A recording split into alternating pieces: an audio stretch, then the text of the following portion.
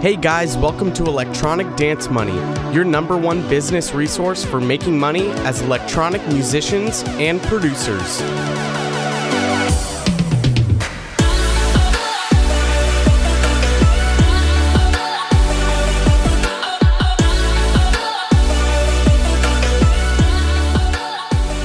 What is up, everyone? Welcome back to a brand new episode of Electronic Dance Money. I'm your host, Christian Casito.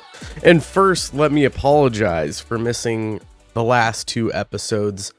Life has been a little crazy right now. I'll have some more updates for y'all in probably, a month or so, month and a half. There's definitely probably going to be some changes to the podcast, updating some formats and reshaping, reshifting, and reorganizing everything. It's for the better, though. The podcast quality is not going to dip. Just some things are probably going to end up changing over the coming months, so be aware of that. I'll have an episode where I'll be breaking down kind of everything that's been going on, the chaos that has been the last month, and the chaos that is going to proceed for the next couple. Yeah, I just want to be open and honest with you guys about what's going on. Like I said, need some time to process and adjust some things, but I'll let you all know what's going on. Nothing crazy drastic or crazy bad, but there have been some family emergencies within the last, probably the last month or so, ongoing, continuous, but all is going well outside of those things. Life is great, but need to reshift, refocus. That being said, we still got a new episode for you today, diving into some more marketing stuff. We're pumping out consistent marketing content right now, because that's kind of the main focus, seems to be the main focus for everyone at the time being is marketing. And I think I got a cool episode for you guys today in regards to marketing and something that everyone should be tackling as we speak. And I hope this episode will drive you to push more efforts into some advertising spaces, but luckily it's the cheap side of advertising. So we're going to be talking about brand awareness today and brand awareness ads and the importance behind them and what this may mean for you in the future. So we've talked about brand awareness in the past in regards to open deck events, right? How to build brand awareness with open deck events. Now we're going to be shifting focus more into the digital space of brand awareness. So what is brand awareness as a recap, or for those of you that are new listeners? Brand awareness is essentially the familiarity that someone has with your brand. Many car companies, clothing companies, or just big brand names in general drive a lot of ad revenue into brand awareness. Food companies especially, right? Burger King's in the US, as the NFL comes around, all we're going to hear is their new the new Burger King ads with the NFL and their little jingle that was so wildly successful last year. And now it's being pumped out this year. A lot of funny parody videos made of that with TikTok and Reels that truly are pretty funny, but it helps spread the brand awareness. You hear that jingle from Burger King now and you know the ad. And those ads will market a product or service, but a lot of those are really just driving brand awareness in general. You hear Nike, you know what brand that is. You hear Burger King, you know what brand that is. You hear Google, you know what brand that is. Apple, name a big company and you know the brand itself, and a lot of that has to do with brand awareness and familiarity. You know a brand, you trust a brand, you're more likely to buy with that brand. And so brand awareness it's a major player in the way that people receive your brand, receive your product, receive your idea, the way they consume it, and the way they're going to move forward with it. And it's all about building trust. We've talked about how important trust building is, and brand awareness allows you to get to that trust building and build that trust building much faster. Now, there's a case study where most people won't touch your product or your service without seeing or touching your business at least 4 to 6 times. So that means if you're running an ad for your, let's say, a track that you have that you're promoting, trying to either get email signups, or maybe you're trying to get them to purchase a product, or maybe you are trying to get them to stream a track. If you just run an ad and someone sees that for the first time, the odds of them actually interacting with that are slim to none because they don't know who you are. There's no trust that's been built. I'm sure there are at least 3 YouTubers that put out tutorial content or EDM production or mixing or mastering content that you've watched at this point, maybe 5 to 6 or not, if not more videos from them. And if they were to put out a product, you'd probably be all over purchasing that because they've established trust with you. You trust them as a resource and a source of information to bring you really high value content or high value services or products that will get you to want to purchase a product or a service of theirs. I have clients that listen to this podcast that probably listened to 10 episodes and then they reached out and wanted some mixing help. And that's because I established trust with them. They have trust in me that I have their ideals in mind, that I provide some sort of resource or value for them. And through that, they are going to be more trusting in the service I provide for them and making sure that they have the most high quality track possible.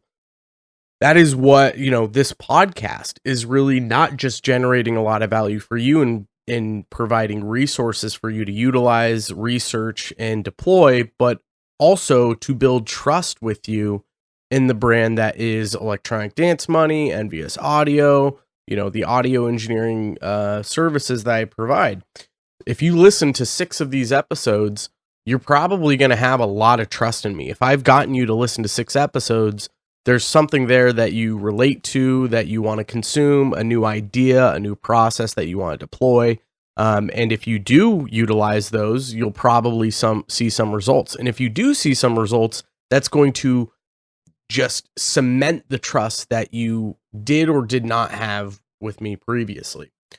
So this is the idea of brand awareness and how you need to build it. Brand awareness is even better coupled with a content strategy. So let's dive into the ad space of brand awareness and why this is so important.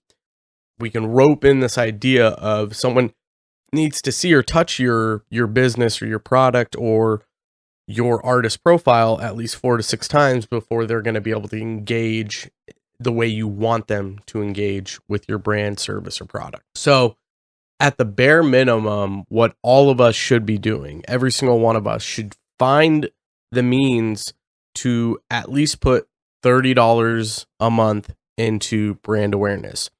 The best space to be in is $5 to $10 per day. So that's going to get us to $150 to $300 per month with brand awareness. That should be the goal. The bare minimum is $30 a day, so it's $1 a day. The best case scenario is $5 to $10 a day being put into brand awareness ads. Now, your brand awareness ads, the tricky thing about brand awareness is it is very, very, very, very, very difficult to track down if someone converted or resulted in a purchase or resulted in a stream strictly from brand awareness. Brand awareness data and analytics is not going to look good. It's going to look bad.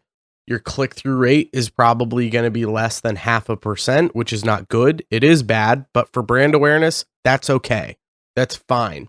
The idea of brand awareness is not necessarily to drive immediate conversions where you can track down dollar amounts and track down the success of your streams to that brand awareness campaign.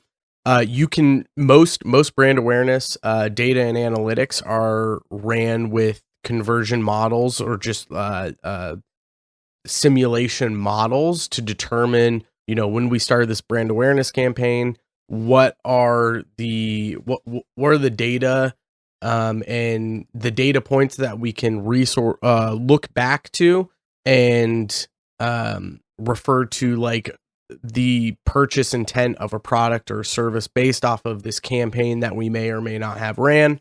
And then look at sales or streams in this instance. Did they go up since the start of the campaign? Okay, they did. What do the metrics look like? The difference between the previous campaign or the campaign we weren't running 3 months prior to starting the brand awareness campaign that we started. And so we can, we can fiddle around with models and data and analytics and comparison and kind of get a rough estimate of what that looks like. But one of the big things that we're going to be looking at when running brand awareness campaign is purchase intent, which purchase intent is essentially the probability that consumer will buy a product or a service. A lot of purchase intent is generated using predictive models with a brand awareness campaign. So we don't really need to focus on that, but the idea of the brand awareness ad campaign is that it's going to drive purchase intent. It's going to drive the probability that your audience or your consumer or your customer is going to stream your track, purchase your sound pack, do something that you want them to do. As these are running, people see your face, they see your music, hear your music, they see a video, and they just put it in the back of their mind. They're probably not going to click on the ad. They're going to see it scrolling, but they'll remember your name, or it'll be placed in their head.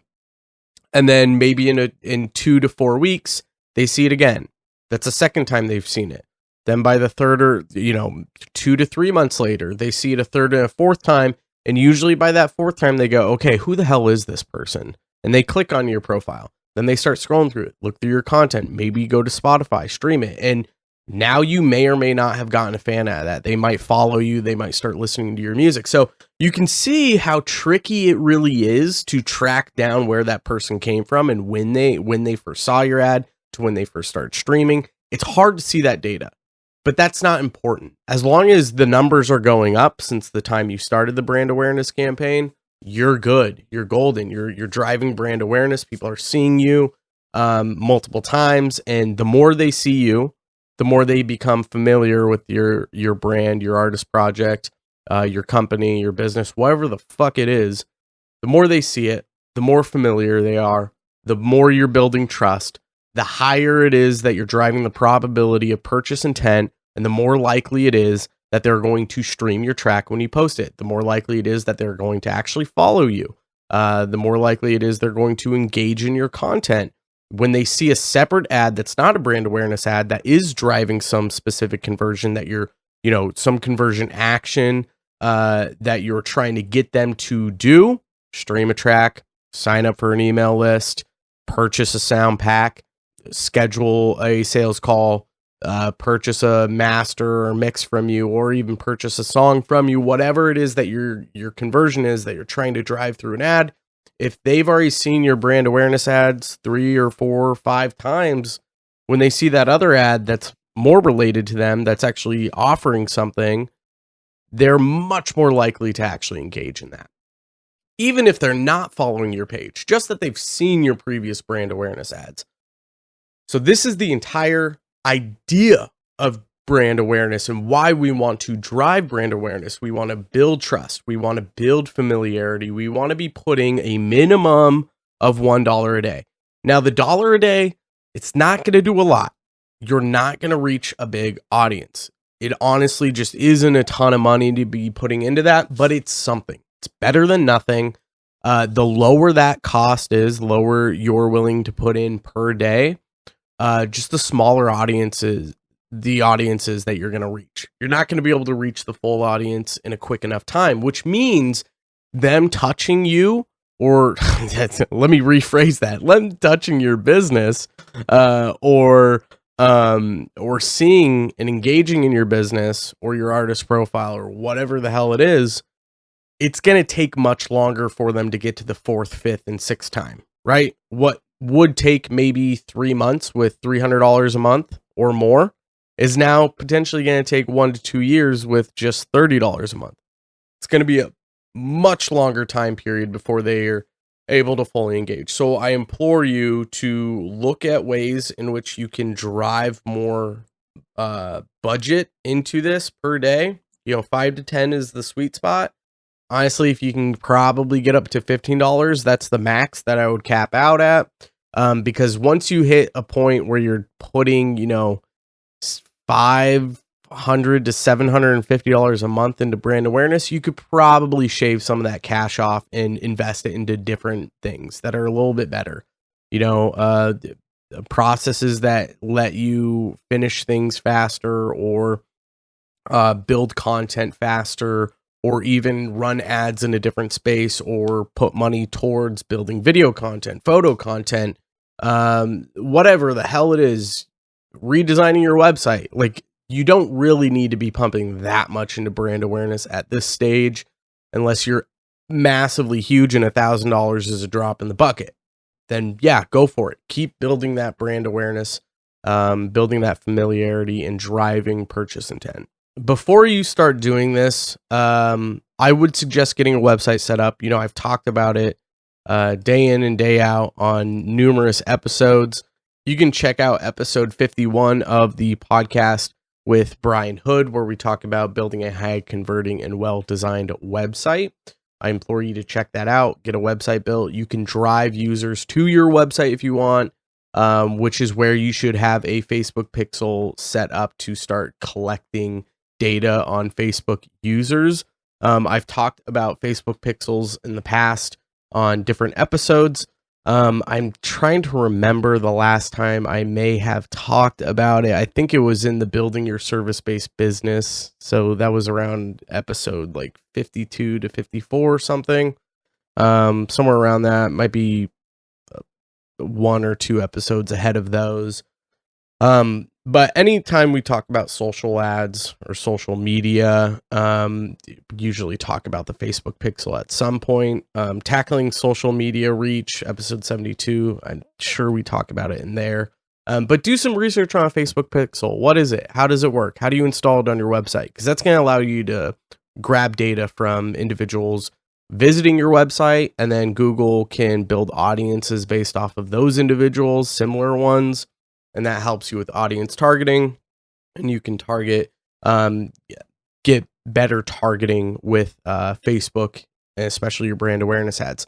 Targeting is like vitally important. So if we can reach, let's say we can reach 1 million people with $1,000 on a billboard, that's great and all. Sure, we can hit 1 million people, but how many of those fucking people are people we want to target? The amount of people that drive past that every day that are like not at all the individuals we care about. Most of those billboards are brand awareness ads. Even if they're trying to drive an action, they're usually just brand awareness. So how many people are driving past that are highly targeted to who we want to engage with our brand, right? That's the benefit of Facebook and brand awareness ads. It's a digital billboard, but we get to choose who we target. So now the $1,000 we put in to reach 1 million people, that's 1 million people that are the target audience, versus the billboard that's just a random set of people that we have no idea who is going to drive past that each day, especially on a freeway where it's like you have traffic coming in and out that will never be back to Austin, or whatever. In my instance, Austin, Texas. You have 1 million people that are driving in and out that will never come back to the city for 3, 6, 7, 8 months. And that billboard's probably going to be gone. They're going to completely forget about it. So they don't touch it enough. They don't see it enough, right? We want that 4 to 6. We want them to see or touch our business 4 to 6 times within that time period to remember, build that familiarity, drive purchase intent. So do some research on a Facebook pixel, some research on Facebook ads, dig through the episode archives to find an episode like that. They're out there. They're in there. I've done too many to dive through and remember every single one of them, but we've 100% talked about that in the past. The reason why we go this route with brand awareness is because we can get highly targeted. We want to drive purchase intent. Minimum $1 a day. Try to get up to $5, $10, $15 a day. Don't go over that for the time being, but that's pretty much it for this episode, guys. I hope you enjoyed it. I'm sure you got something out of this. Go start building some brand awareness ads, build familiarity, drive purchase intent. Let me know if you have any questions. I'll have more updates coming soon on what's going on with the podcast, my personal life, all that stuff. But I hope you guys have a great day. I'll catch you next time. Take care.